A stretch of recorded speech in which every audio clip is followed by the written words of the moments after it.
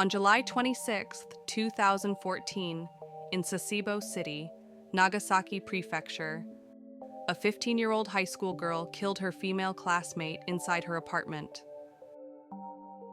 Her father was a prominent lawyer. Her mother had long served on the local board of education. It was a respected, elite family until tragedy struck.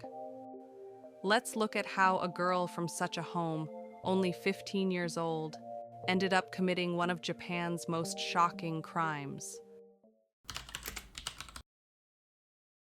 She was born in 1999 as one of two children in a four-member family. Her father was a successful lawyer, often appearing on local television. Her mother served for many years on the Sasebo Board of Education. She also had an older brother. Their home was a large three-story residence with an elevator, a garden pond, and a spacious yard. Neighbors described it as one of the grandest houses in the area.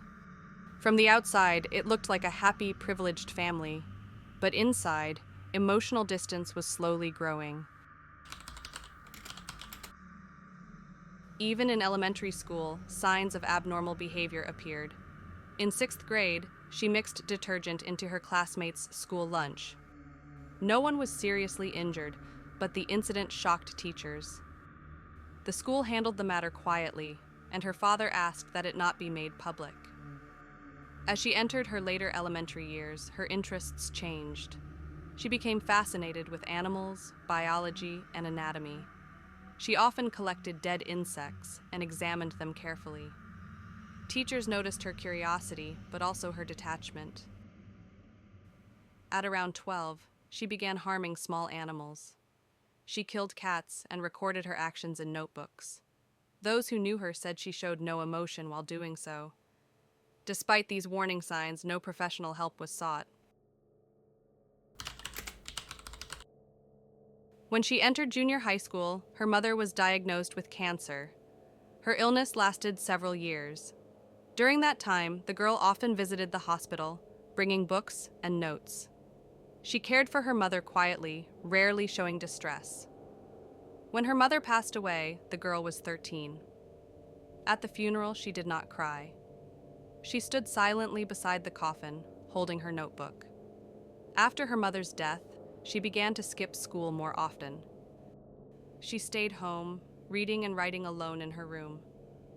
Her teachers described her as intelligent, but emotionally distant. In 2014, she attacked her father while he was sleeping, striking him with a metal bat. He was seriously injured, but survived.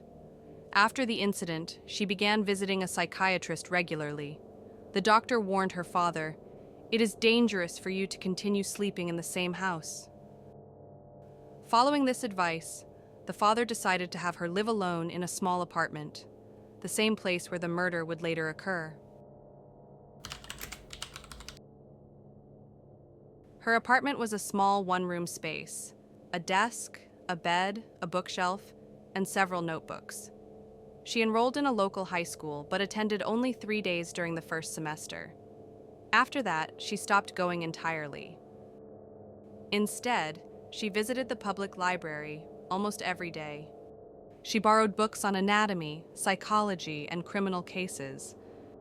She also read court records involving juvenile crimes. Librarians described her as polite, quiet, and always taking notes. She learned that offenders under 16 rarely received the death penalty. She also learned that punishment became severe after that age. She decided to commit a murder before turning 16. Around this time, her father remarried, less than a year after his wife's death. Her stepmother tried to reach out, but communication was almost impossible.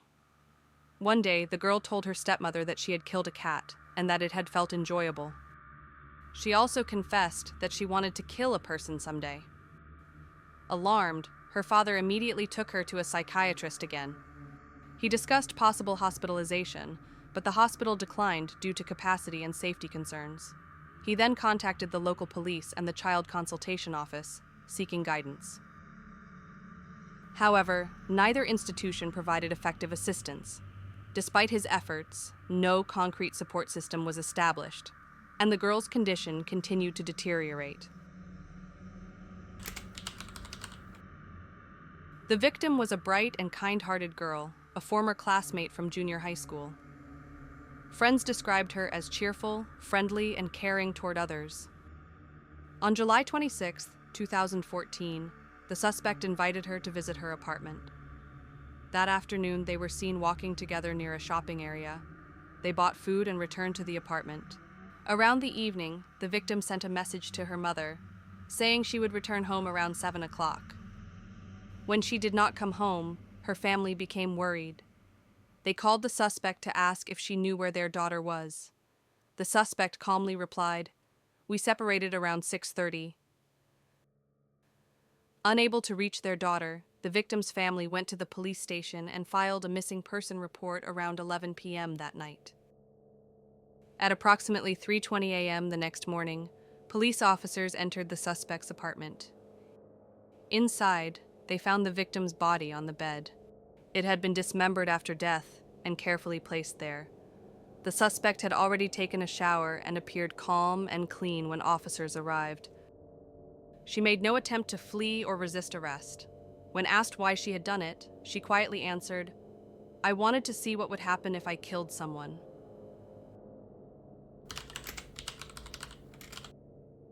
During the investigation, police found notebooks and online messages describing her plan. She had prepared tools and notes in advance. In her writings, she analyzed death and dissection as if they were experiments. Psychiatrists who examined her said she was highly intelligent, but lacked empathy and understanding of emotional pain. She was diagnosed with a personality disorder and treated in isolation. Investigators concluded that her crime was premeditated and calculated. It was not an act of anger, but a deliberate attempt to satisfy curiosity.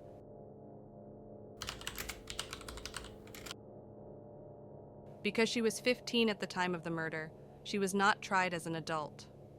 Her name and identity were withheld under Japan's juvenile law.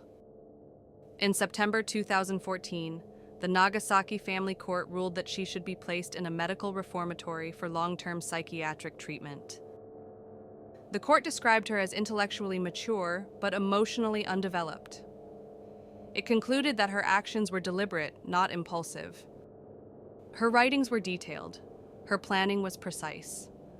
The court stated that she understood her actions were wrong, but lacked the emotional capacity to feel remorse.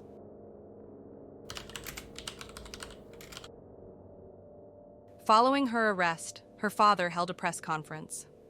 He apologized publicly to the victim's family and to the community. He said, "I failed to protect both my daughter and the victim." In October 2014, just a few months later, he was found dead at home. A note left behind expressed deep regret and responsibility. The case raised questions about Japan's ability to detect and support young people with severe mental health issues. In 2024, nearly 10 years after the crime, the girl was reportedly released from the medical reformatory. The news reignited debate over whether rehabilitation and reintegration are truly possible for those who commit violent crimes at a young age. The Sasebo schoolgirl case remains a tragic reminder that silence, pride, and stigma can prevent intervention, even when danger is clearly visible.